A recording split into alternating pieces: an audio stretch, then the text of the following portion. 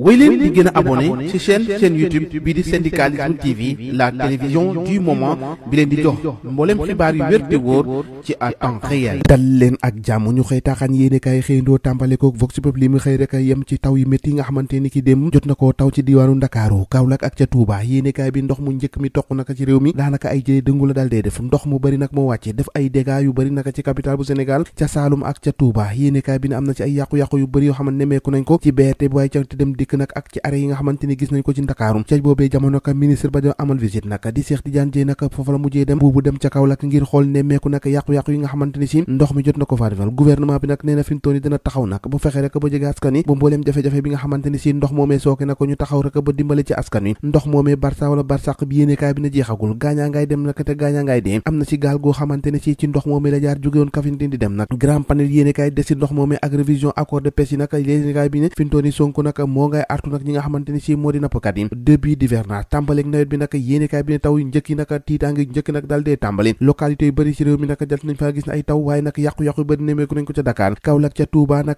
jaaxle dëgg lañu daal dee nekk ak yoon yi nga xamante ni daanaka booy xool ab dex dëgg la soppeeku. Les Échos yéenekaay desaat ci ndox mi nee na jafe-jafe dëgg nag ci wàllum inondation. taw yu njëkk yi nag fi mu toll nii def na ay dégâts yu bëri rawatina ca Dakar, ca Touba, ca Kaolack, Saint-Louis nag fi mu toll nii fees bay tuur la def. hôpital Philippe Senghor nag fi mu toll nii avenue Bourguiba, Castor, Grand Yoff, Ouest Foire ak oyu foo xamante ni si jaar na ci BRT bi lépp nag daanaka xajamoo na lool ni ki démb daanaka askan wi jaaxle dëgg la ñu dal dee yendoo. ca Kaolack moom yéenekaay bi ne fi mu toll nii law sooke mbir moomee nag di inondation ak yàqu-yàqu yu bëri yoo nag ñu ngi ko jiiñ canal bi nga xamante ni si moo jaar Medina Bamba. jàpp na ne fi mu toll nii luy ji njaag ñoom ñooy njaag ndax canal boobee nañu ko fàttee nañu ko bindee nag daanaka booy xool moo indi gàllankoor yo bu askan wi nag amu ko jaaxale ni ki démb ba baax a baax. Tribune yéenekaay ne inondation ca Touba, ca Kaolack ak ca Dakar, Diomaye Sonko nag jàkkaarloo ak dégâts yi nga xamante ni si moo waral nag inondation yi. Rufisque, Kër Massar, Tivaouane Peulh, Malika, Touba fees dell, mbedd yi fees dell bu daanaka boo koy xool ab dex dëgg nag ngay gis. eau yi nag daanaka dafa walangaan ca ngaan coof kaw Medina Bamba foo teg sa bët rek yaa ngi gis ndox mi nga xamante ni si moo ngi doog a tabbi indi na dëggantaan naka jafe-jafe askan wi.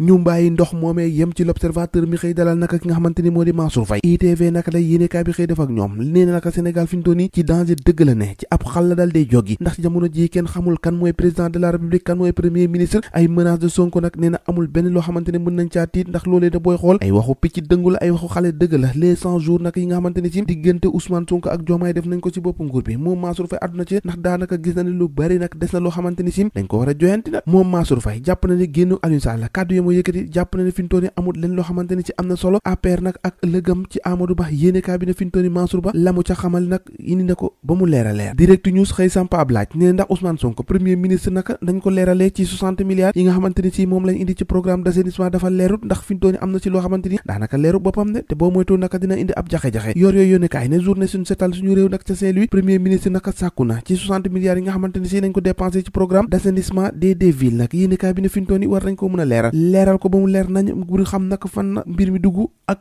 fan la duggul. teral yéenekaay dikkaat ci l'AES naka mais en menace nag en exécution fi mu toll nii naka dogoo ba naka gën naa leer ci CEDEAO confédération création des états du Sahel nag Mali, Burkina Faso, Niger ñoom naka fi mu toll nii wan nañu dëggantaan naka communauté économique des états de l'Afrique de l'Ouest ber seenu saaw bopp. moom naka Diomaye la ñu def émissaire CEDEAO ngir nag mu dal dee teggi bomb bi nga xamante ni si mooy tàkk ndax féewaloo gu am ci diggante réew yooyu. Le Quotidien yéenekaay ne Mali, Niger, Burkina Faso naka fi mu toll nii taxawal nañu ab confédération boo xamante ni dañoo ber seen saaw bopp. yéenekaay bi ne jeexital yi nga xamante ni mën na ko am ci libre circulation des personnes et des biens. waaye nag lu mu ci doon ne président bu Sénégal di Bassirou Diomaye Diakhar Faye la ñu def naka ab médiateur maanaam ki ci war a dox tànki jàmm bu rataxal diggante boobee su ko defee nag réew yi nga xamante ni dañoo beru ñu mën a dellu si waat ci CEDEAO boobee ndax dina yomb de. L'éveil yéenekaay ne luñ ci mën a waxati naka fi mu toll nii alliance des états du Sahel ak CEDEAO fi mu toll nii daanaka sëy ba gën na tas naka tas na tasaar. Bassirou Diomaye Faye naka la mu bëgg moo di ñu indi ay coppite ay visa pour les ressortissants yéenekaay bi ne noonu rek lañ ko war a doxale waaye naka mbir ma moo ngi wéy di gën a xajamal de. mbir yaa ngoog ñoo ko déggandoo jàngeen jëf ba ëllëg.